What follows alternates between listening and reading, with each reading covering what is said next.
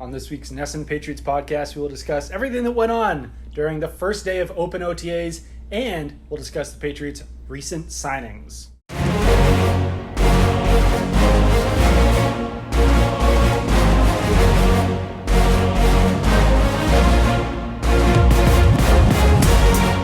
Hello and welcome to the NESN Patriots podcast. I'm Doug Kyde, joined as always by Zach Cox. Zach, how are you doing? Doing well, Doug. Happy to finally actually get to watch a little bit of football yesterday. Obviously, this isn't really real football since there's not even any pads or any contact, but after what seemed like a very long offseason, even though it really wasn't that long of an offseason, nice to see some guys get back out in the field. And I should announce that this is officially the Gunner Olszewski show. Yesterday, during Patriots OTAs, that's organized team activities, it's a voluntary practice. Tom Brady was not there because it's voluntary. There's a mystery Patriot wearing number 72. It wound up being a wide receiver named Gunner Olszewski, who played cornerback in his 4 years at Bemidji State University. All of this sounds like a joke. It's not. None of it. The fact that he was wearing 72, that really happened. The fact that his name is Gunner Olszewski, that really happened. The fact that he played cornerback in college, that really happened. The fact that he played it at a Division II school named Bemidji State, and the mascot is the Beavers. Beavers. It all happened. This is the most Patriots signing of all time. Yes. It's hilarious. And one of the guys on Twitter, FTBeard17, tweets out a lot of good Patriots highlights, a lot of good kind of Patriots throwback stuff. He somehow found Gunner Olszewski's college highlights on Huddle, and there's one play where he literally looks exactly like Bobby Boucher from the water boy. He blitzes in off the corner, jumps over a running back, and just lands directly on top of the quarterback. Look it up if you haven't seen it yet. It's hilarious. It's straight out of the water boy. This guy he's probably going to get cut within a couple weeks, but he's kind of a it's interesting to have guys like this in training camp. He actually was invited to Patriots rookie minicamp, which I don't think any of us actually even knew. I looked up his name after he signed, and there was a report from the Bemidji Pioneer, which I have to say I do not frequently read, that said he was at Patriots rookie minicamp. So apparently he impressed Bill Belichick enough to at least stick around for a little while. So he'll be an interesting guy to watch if he's still there by the time we get to watch our next practice. There was an interview with Gunner Olszewski. As I said, this is the Gunner Olszewski show, so if you're hoping to hear about anything else Patriots related, I'm sorry, but I'm just kidding. We'll talk about other stuff. But there was an interview with Gunner Olszewski, and he said that he would play in any professional league because he was being asked about the XFL and the AAF when that was still around. When he was coming out of school, he was open to playing for anyone. He said that he would play for 3 hots and a cot. That's 3 hot meals and a bed. I think he's making probably significantly more than that now with the Patriots. Like you said, we'll see how long this lasts. But one last thing about Gunner Olszewski. Gunner Olszewski is 5'10", 178 pounds. That's what he measured in at Minnesota's Pro Day back in March. So I can say that I'm bigger than a Patriots player. I weighed in this morning. I'm about 5'11", 6 feet, somewhere around there. I'm about 185 pounds right now. I'm significantly larger than a Patriots player. Also, very funny storyline here. The 2 players that are currently wearing number 72, because numbers get doubled up and all the undrafted rookies get these weird, funky numbers. Gunner Olszewski's wearing number 72. The other number 72 is Dan Skipper, the offensive tackle, who is literally a full foot taller than Gunner Olszewski. Yes. That's going to be my number one goal for the next practice we get to watch, is somehow get a picture of those 2 guys standing next to each other, because it's going to be hilarious. Yeah, I think that at this point we basically just have to hope that Gunner Olszewski does not get cut before that picture can take place. But yeah, Dan Skipper is 6'10". He's gigantic. He's 6'10", 300 something pounds. So not only is he a foot taller, but he's probably 150, 140 pounds heavier than Gunner Olszewski as well. So I definitely want to see that picture as well. So let's, after 4 minutes of Gunner Olszewski talk about other things Patriots related. I'd say it was a fairly eventful practice. It wasn't anything crazy. Like I said, Tom Brady wasn't there. A lot of notable players were not at practice. An unusual amount of absences, I would say. I maybe I'm just kind of misremembering, but I don't remember this many people missing OTAs last year. It can get up there, because I think that, if a guy's dealing with any sort of injury, then we might not even see him for these, because and they might show up for the practices that we're not there for, but I think that to some degree they don't want to have the guy show up and then have to go into the bubble or have to go down to the lower field or something, because then that kind of makes us aware of who's dealing with an injury or who's dealing with something. Yeah. And that did happen with Patrick Chung, who's recovering from shoulder surgery and the broken arm. He was at practice at the first OTAs. We saw him in one of the videos that the team released. He was not out there yesterday, which was the third OTA practice, but the first that the media were allowed to watch. Some of the notable names that were not there, Sonny Michel, probably the biggest one. And this is pure conjecture. I have no idea what's going on, but in the past, when the Patriots drafted Malcolm Mitchell, they basically immediately started kind of managing his workload because of the knee injuries that he had in college, the injuries that he suffered, kind of throughout his football career. So he was a guy who would occasionally take off an OTA or take off a minicamp practice, take off a training camp practice. So I'm wondering if this is kind of similar to how the Patriots plan to deal with Sonny Michel after he dealt with some knee injuries last year.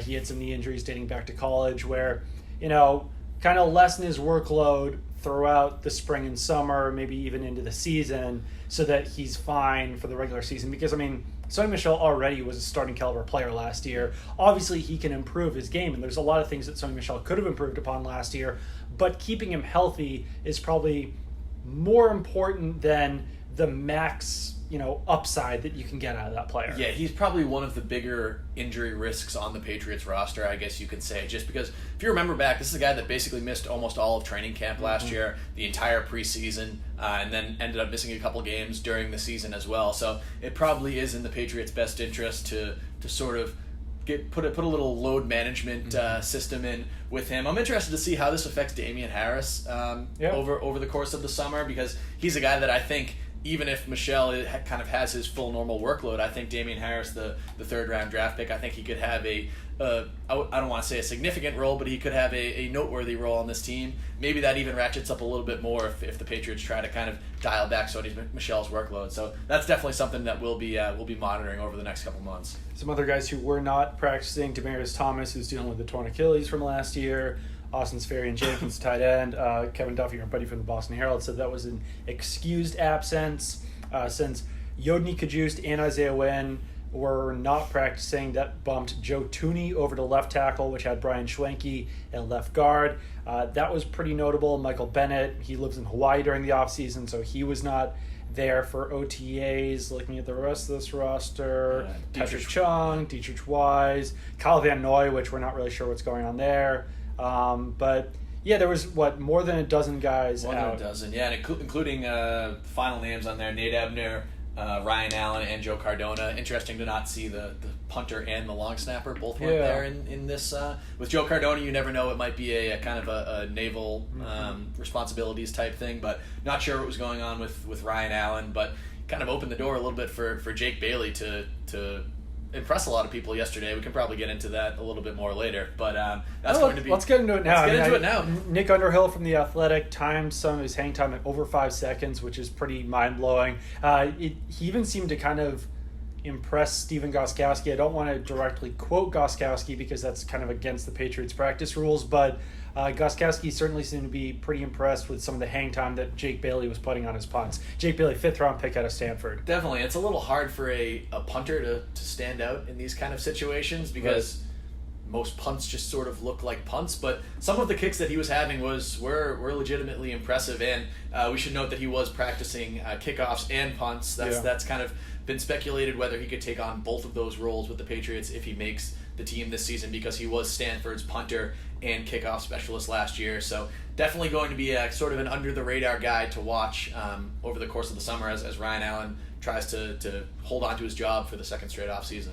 And it also helps that the special teams guys are basically right in front of us while other stuff is going on. The Patriots try to put the interesting stuff as far away from the reporters as they can. So yeah, we do see a lot of Gostowski and Matthew Slater and whatever punters happen to be there. We were kind of forced to watch Jake Bailey, but while we're talking about punting, excuse me, I ate some almonds and I think that they're kind of stuck in my throat right now, so that's why I'm coughing. And I am just perpetually sick. But some of the guys who were handling punts from Bailey or from the Jugs machine in practice, ton of names in here. We saw Rex Burkhead doing it, the running back. We saw wide receivers Braxton Berrios, Ryan Davis, Philip Dorsett, Julian Edelman, Maurice Harris, N'Keal Harry, Gunner Olszewski, and cornerback Jonathan Jones. Did I miss anyone in there? I think that's the full list there. So that's a lot of guys. I think it's smart to put as many guys out there as possible. I will say, if you didn't get enough Olszewski talk at the top, he was not only a cornerback at Bemidji State, but he was also a punt returner. He did have one punt return touchdown. He also handled some kick returns. So that's probably where the Patriots saw his ability to possibly become a wide receiver when he did have the ball in his hands as a punt returner and kick returner. So, I mean, he's there with a lot of guys, though. I think that, ideally you might not have Julian Edelman returning punts during the 2019 season. It feels like we've been saying that for 7 years now or whatever. But the hope, I think, would be that someone else in that group makes the team and kind of takes over those duties. Plus, Patriots don't have a kick returner right now. Cordero Patterson handled that role last season, and when he didn't do it, it was Sony Michel. Given what we were already talking about with Sony Michel, that would be a probably very, don't very want bad him idea. handling kick returns. So you need someone to at least step up in kick returns, but also possibly in punt returns as well. Yeah, back to your point about Edelman, it does seem like every offseason the Patriots throw 6, 7, 8 punt returners back there in practice. We saw guys like Rex Burkhead doing it last year, Braxton Berrios, Riley McCarron, a lot of these guys. And then it just ends up being Julian Edelman in the end. If I had to make a prediction right now, that's probably going to pan out that way again. But there are some interesting names in there. I feel like N'Keal Harry is a guy that we haven't really talked about his punt return ability, but he was an all Pac-12 punt returner last season. He was very talented in that regard at Arizona State. And maybe if the Patriots don't feel he's going to have kind of the starting wide receiver talent yet, and even if they feel that he can, maybe he can also contribute in that role. He was talking a little bit after practice about how it's a lot different catching punts here than it is catching punts at Arizona State, which was interesting. I guess just the wind and the kind of the conditions.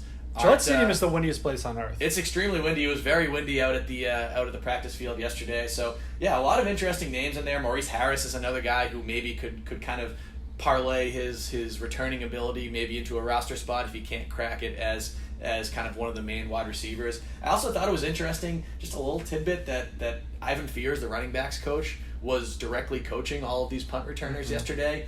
I don't remember, maybe I'm misremembering again, but I don't recall him doing that in the past. And it's just kind of interesting to see how the responsibilities on this coaching staff have kind of shifted all around this year with all the turnover, especially with Joe Judge, the special teams coach, now coaching wide receivers as well. Seems like it's going to be a little bit of a kind of a team effort in some of these special teams scenarios. So yeah, that's definitely just a little tidbit that I realized out there at practice. Yeah, also out there helping coaching. There were some guys that we didn't really recognize, but there was also Troy Brown was helping with wide receivers, and Kevin Falk was helping with running backs. I would suspect that that's kind of a spring only. Maybe they help out in training camp as well, but sort of like how Ninkovich was helping out a little bit a year or two ago. Yeah, it's not like this is the first time we've ever seen former players kind of helping out. We'll see if it continues throughout the season. That would be a little bit unexpected for me, but it was at least notable that we did see those guys, and that's a good point that N'Keal Harry did even have a punt return for a touchdown last year, 9 punt returns for 152 yards with Arizona State in 2018. So, like you said, if they think that he can be a durable option out there, and he was a durable player at Arizona State, and if you don't want Julian Edelman to be handling that role, it probably would make sense to have him do that, as long as it doesn't interfere with his development as a wide receiver, which is something that we saw in 2016 with Cyrus Jones, where it seems like the amount of punt returns that he was handling in practice interfered a little bit with his development as a cornerback. Yeah, they almost seem to treat Cyrus Jones as a punt returner first, cornerback second in that preseason, I remember, and obviously it didn't really pan out in either direction for him. But yeah, I wouldn't say N'Keal Harry is going to be a kind of a punt returner first, then a wide receiver, just because he's such a high pick, and which we'll get into soon. He did have a pretty good day as an actual wide receiver yesterday as well, but that's just kind of another aspect of his skill set that the Patriots could utilize. Yeah, Harry was one of the standouts in practice yesterday. He had a nice touchdown grab over J.C. Jackson and Duke Dawson on a throw from Jarrett Stidham. Excuse me. And he did make some other nice grabs. He was heavily involved in the offense, I would say. I think he probably led the team in catches. I didn't actually mark it down. He had 10 targets, which led the team by a wide margin, 5 catches, which also led the team as well during 11-on-11 drills. 5 catches on 10 targets doesn't sound great, but 3 of those incompletions were pretty poor throws that he really didn't have a chance on. He did have one There drop. was a drop, yeah. He did have one drop, and J.C. Jackson broke up another pass that was intended to him. But overall, just given how involved he was and just kind of the little flashes that he showed, obviously it's not kind of a full game scenario or even a full real practice scenario because there's no pads and the defensive backs can't be nearly as physical as they probably will be come training camp once kind of the full pads come on. But as a first impression, I have to say that I was legitimately impressed by N'Keal Harry. Yeah, I mean, basically all you have to do is stand out in some way in these practices, and we'll be impressed. And it seems like that's what coaches look for too. It's only so many plays, only so many throws, only so many targets. So if you can stand out in one way or the other, basically what we were looking for is that N'Keal Harry looked like a first-round talent, and the amount that he was involved in the catches they had made it look like he was a first-round talent. You didn't see this guy, swimming or drowning out there with the rest of these talented NFL players. So I think that in itself was a good sign. 2 guys who stood out to me were cornerback J.C. Jackson. You mentioned earlier he had the pass breakup against N'Keal Harry. He had another pass breakup over Maurice Harris. And then another cornerback, Joejuan Williams, Patriots' second-round pick, he had an interception and a pass breakup. So good sign there that Joejuan Williams was able to get involved right away as well. Definitely. Williams, a little bit of an up-and-down day. I think he allowed 2 touchdowns to N'Keal Harry. I believe he might have allowed another one later on as well. But he was involved. He did have the pass breakup, did have the interception. He's just gigantic. He is huge. He's wearing number 51. Again, going back to that weird Patriots rookie numbering system. N'Keal Harry's wearing number 50. Joejuan Williams is wearing number 51, which is the same number as Juwan Bentley, the linebacker. And if one of them wasn't wearing sleeves and the other one was wearing sleeves yesterday, it was actually kind of hard to tell them apart. They are far closer in size than you would expect a linebacker and a cornerback to would be. But Joejuan Williams, was he 6'4", 211 pounds, something right around there. So, which is why a lot of people are kind of speculating that he could have a wider role in this Patriots defense, maybe playing a little bit of safety, maybe covering some tight ends. He was playing more of a traditional cornerback role yesterday, but it'll be interesting to see how his usage might sort of evolve over the next couple months as the Patriots kind of get used to what he can do out there. Yeah, he was playing opposite J.C. Jackson on the second-team defense. So, yeah, like you said, playing more of a traditional cornerback role. And, usually when you see these guys wearing these odd numbers, some of the wide receivers and cornerbacks are kind of drowning in them. Yeah. Joejuan Williams wasn't. And guys like, Gunner Olszewski, for instance, was. N'Keal Harry even looked smaller than he probably would because he's wearing this extra large number 50 jersey. But, yeah, Joejuan Williams looked to the part of a number 51 out there. Honestly, I feel for Ryan Davis and Jacoby Myers, who are the Patriots' undrafted wide receivers, in addition to Gunner Olszewski. It's kind of hard to look good when you're a wide receiver wearing number 65 and 69, which those 2 guys are. And maybe it doesn't affect the coaching staff as much as it affects my dumb brain. But I look out and you have to really stand out when you're wearing number 65 to look like a good player, which was kind of part of why J.C. Jackson was so impressive last offseason, because we kept looking and be like, who the hell is this guy wearing number 65 that's breaking up all these passes and intercepting all these passes? But I don't know. We still haven't really gotten a good reason about why the Patriots implemented this number system last year. It's probably just Bill Belichick trying to mess with people's heads, trying to say that you haven't earned anything yet, and now the Patriots aren't even wearing helmet decals during these practices. So it's interesting, but it's I think it's a little bit of a detriment to some of these guys. Yeah, definitely. I mean, I think it is that they have to earn their real numbers basically out there. Speaking of numbers, Jamie Collins is wearing number 8, which I think is awesome. Yeah, definitely awesome. So he's a guy who also stands out based on the number that he's wearing, but kind of in a good way. Yeah, I mean, Ryan Davis, for instance, wearing number 65, he looked tiny out there, and that really small. Is what kind of happens with these guys. Not only does it look odd, but they also wind up looking much smaller than they really are. Anyone else who specifically stood out to you in practice? One other guy for me, I'm just going to throw it out there. It wasn't a lot, but Matt Lacoste made 2 catches. He was targeted twice, made 2 catches on those. The only other tight end I think who was targeted, Ben Watson was targeted twice. He had 1 catch and 1 drop, I believe. No, he had 1 catch and then 1 incompletion. But just, you're looking at that tight end room. It's kind of a crowded group with Steven Anderson, Andrew Beck, Ryan Izzo, Matt Lacoste, Austin Sferian-Jenkins, and Ben Watson. And basically, anyone who stands out, you're going to look at it in a positive light. And Matt Lacoste, to me, with those 2 catches, probably was the one who stood out the most to me. I would agree with that. In terms of wide receivers, it was really just N'Keal Harry. I mean, Julian Edelman had a couple catches, but it's what you expect from Julian Edelman. Of the guys who are sort of competing for either roster spots or kind of positioning on the depth chart, you didn't see a lot from Braxton Berrios. You didn't see a lot from Maurice Harris. Didn't see anything from those undrafted guys that I just mentioned. So it's going to be interesting as we see over these next couple months how that whole thing shakes out.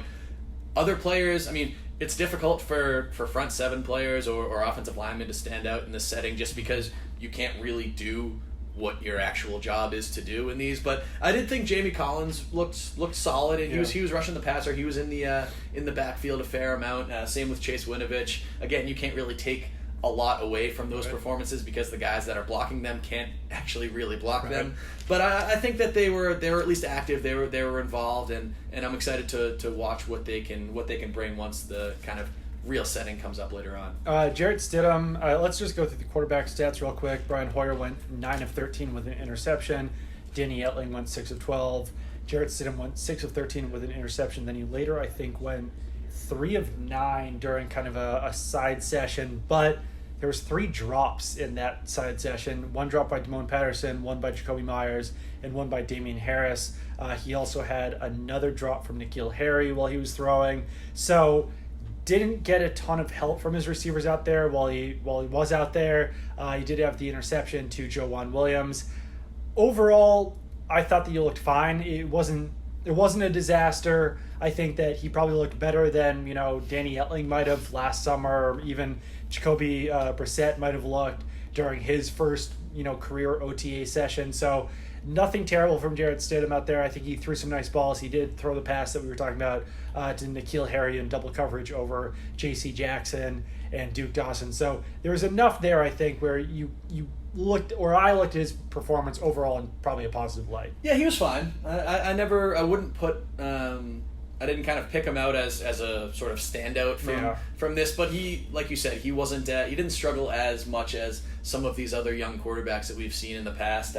I think he held on to the ball a lot longer than you would want him to. He probably would have taken a couple sacks if it was in that's a staple for rookie quarterbacks. That is. It's obviously something that he's going to have to kind of adjust and improve over the course of his rookie offseason and rookie year. But that's what you're expecting when you get a guy in the 4th round who's certainly not expected to play anytime soon. The Patriots definitely viewed him as a guy who's sort of a developmental prospect, someone that they liked some traits about him, and he had some kind of room to improve in other areas. But yeah, like you said, it was solid. He's definitely going to be a person that's watched very closely over the next couple months. It's almost a little bit unfortunate that reporters are only going to be able to watch one more OTA session, because those are the sessions that Tom Brady is not involved in, which means more reps for Brian Hoyer, Danny Etling, and Jarrett Stidham during minicamp. Tom Brady should be there. He's expected to be there, which means the guys at the bottom of the depth chart probably won't get as much run. We were talking yesterday, it wouldn't even be surprising to see Danny Etling get cut at some point, because keeping 4 quarterbacks on your roster really kind of isn't that beneficial, especially if you have a guy like Stidham in there at the number 3 spot that you want to get work and you want to get reps and you want to kind of introduce him to these situations. So it'll be interesting to see what happens with that. But yeah, long story short, solid performance by Jarrett Stidham. Since we last talked to you guys, the Patriots have re-signed Danny Shelton. They signed, let's go through here. They were actually pretty busy. They had Nick Thurman, Shalik Calhoun, that's 2 kind of defensive linemen, tight end Ben Watson, wide receiver Dontrell Inman, linebacker Jamie Collins, and they signed Jared Veld here, the offensive tackle, and then he retired. So it has been pretty active in there. I think that they've done a really good job of filling out the depth on this roster, where there's going to be competition at positions where maybe a few weeks ago was a little bit more obvious about who was and wasn't going to make the 53-man roster. Obviously, any guy that you're signing in May probably isn't going to be a giant impact player, but out of that list, I mean, Ben Watson could wind up being the starting tight end. Dontrell Inman could make the team as a number 3 or 4 receiver to start the season. Jamie Collins could wind up, taking on a starting role at linebacker, depending on what happens with Juwan Bentley this offseason. But definitely their biggest need right now is still at offensive tackle after Jared Veldheer retired, and we saw that manifest itself in OTAs when you saw Joe Thuney playing left tackle, because the only other guys who are healthy at that position right now are Dan Skipper, who you mentioned earlier, the 6'10 guy. Then you've got Cole Croston, who played some offensive tackle, Cedric Lang, who's a former tight end and basketball player. So, and Tyree St. Louis, who's an undrafted free agent. So even when Isaiah Wynn and Yodny Kajust come back and are healthy, you still need a fourth guy. And, I mean, if you're counting on Cole Croston, Dan Skipper, Cedric Lang, or Tyree St. Louis to be your number 3 or 4 tackle next season, that's definitely not ideal. So I still think the Patriots should either, scour the free agency market or see who might be available in a trade just to play that swing tackle role. It's not going to be easy to fill. Yeah, and I believe those 4 guys that you just mentioned have combined for 2 NFL appearances, regular season NFL appearances. So there's really no... That's why this Veldheer retirement was a pretty significant development. I mean, he wasn't a superstar player or a Pro Bowl caliber player by any means, but he provided that kind of veteran experience that you need in that offensive tackle room. Because really, outside of Marcus Cannon, who's expected to remain in his spot as the starting right tackle, the Patriots don't have a single experienced tackle on the team. I mean, Isaiah Wynn, their projected starting left tackle, didn't play in a single game as a rookie last season. Yodny Kajust, who was their 3rd-round pick this year, he's obviously a rookie. He's coming off an injury as well. You don't know who is going to be your swing tackle coming into this season right now. So that's why I really think that this is the biggest need on the team right now that they need to address. I honestly don't really know who's out there right now that has kind of left tackle and right tackle experience that can play in that sort of swing role. Because if Isaiah Wynn isn't even healthy to start the season, you might be looking at needing a temporary starting left tackle. And do you want that to be Cole Croston or Joe Thuney, who hasn't played the position since college and has been really, really good at left guard? I don't know. They're really not in a great situation right now at tackle. I think they're going to have to find some way of remedying that, at least adding some body in there that has kind of starting NFL experience before training camp and especially before the season. And you do want a guy who's got some experience at left tackle. And I mean, other than Donald Penn, who's 36 years old and probably would want a starting job if you were to be signed by a team, there's not a whole lot of options out there. I mean, I'm kind of going down the list right now of potential players, and Jeremy Parnell, Joe Barksdale, Chris Clark, all of these guys are right tackles. And I mean, if Marcus Cannon went down with an injury, it would be easier to kind of fill that right tackle spot because of some of these guys that I'm mentioning. But they don't. The only backup left tackle on the team is Yodny Kajust, who's a 3rd-round pick rookie, and that's getting in some pretty dangerous territory. Yeah, for sure. So, and Jared Veldheer was kind of the perfect fit there to play, that swing tackle role for the Patriots, and it's going to be pretty tough to find that guy. I think that maybe what they're banking on is if there is an injury at that position, then maybe Donald Penn would still be available either during the summer or into the season. But, I mean, some other team might eventually scoop him up and ask him to play left tackle if they suffer an injury at that position as well. So one other guy, I guess, who might have some left tackle experience is Ryan Schrader, the former Falcons offensive tackle. But even he has mostly played the right side throughout his career. So, yeah, it's getting to be some pretty slim pickings at this point after they kind of let, Cameron Fleming walk in free agency a couple of years ago and letting Adrian Waddle walk in free agency this offseason. So, yeah, that's definitely their biggest need remaining. One other guy who's out there right now is Gerald McCoy, defensive tackle, formerly of the Buccaneers. And there's been kind of some murmurs the Patriots could be interested there. I'm not sure if they have the cap room for it. Same goes for Kyle Rudolph if he eventually gets traded. Patriots would have to do some maneuvering to fit either of those guys on the cap, which makes me feel like it's kind of unlikely. But, I mean, Gerald McCoy would be a huge boost to this Patriots defense if they could sign him one way or the other. Yeah, there was a report out of Tampa Bay initially, right after news broke of the Buccaneers releasing McCoy, that the Patriots had been in contact with McCoy and had, or I believe the report was that they had expressed interest in signing McCoy, who was able to... The Buccaneers allowed his agent to negotiate with teams before they released him to try to find another landing spot. Then the reporter who reported that kind of reworked his wording a little bit to say they may have interest or they may pursue signing or something like that, something along those lines that was a little less kind of concrete. So it's unclear if the Patriots actually are interested in signing Gerald McCoy and if they have had any kind of contact with him or his representatives, but Gerald McCoy would obviously be a massive improvement for the Patriots kind of defensive line, because I think it's a solid group right now. I think bringing in Mike Pennell to likely start next to Lawrence Guy, and then even having Danny Shelton in there, and potentially someone like Byron Cowart, the rookie, and Adam Butler as the sort of reserves in there.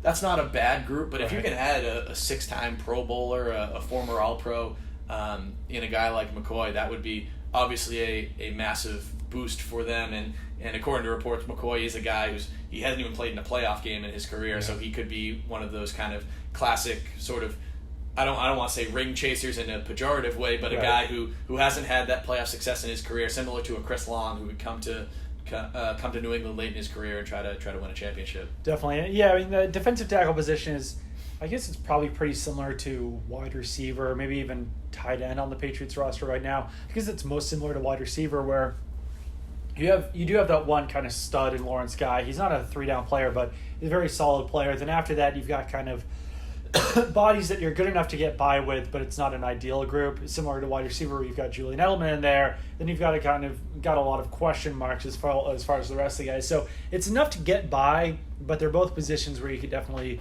improve by acquiring a guy like a Gerald McCoy, or a tight end like a Kyle Rudolph, or a wide receiver if someone becomes available. So there are still some ways to improve this roster, but I think that top to bottom, it is a pretty deep group with a lot of quality veteran players who should be able to contribute next season. Also, one more point on the cap space. I think we're all kind of expecting a Tom Brady contract extension to come at some point before the season begins, which would most likely free up a pretty significant chunk of cap space that would allow them to potentially make some additional moves before the season if they choose to do so. It'll be great when they do that. I think the question at this point is, when can it be done? Because it's not as simple as maybe converting Stephon Gilmore's base salary into signing bonus. Like, you actually have to CBA get together. Involved, right, well, you also just have to get together with Tom Brady and get this done. And Tom Brady's currently not at OTAs, so it's kind of it might be a multi-step process in getting it done, and it might not be so easy as, all right, we're on the phone with Gerald McCoy, let's quickly sign Tom Brady that contract extension so we can get this done and filed through the NFL. So it'll be interesting to see how it works if they do need to free up cap room with this Brady possible extension. But yeah, we'll basically just have to see. McCoy probably isn't a guy that's going to stay on the open market for too long, given the interest that he already seems to be generating. For sure, he was meeting with the Browns, so it would be kind of an obvious fit to fill in there. I think the Indianapolis Colts would be another potential fit since they have so much cap room right now. But I think that will do it for this week's edition of the NESN Patriots podcast. We will be back after minicamp, I'd say, because we've got 3 practices in there from June 4th to the 6th. There will be plenty to talk about after those 3 days of minicamp, but keep it on NESN.com for all of your Patriots coverage. In the meantime, follow Zach on Twitter at ZachCoxNESN. That's ZACK. Follow me on Twitter at Doug Kide. And like I said, keep it on NESN.com for all of your Patriots coverage.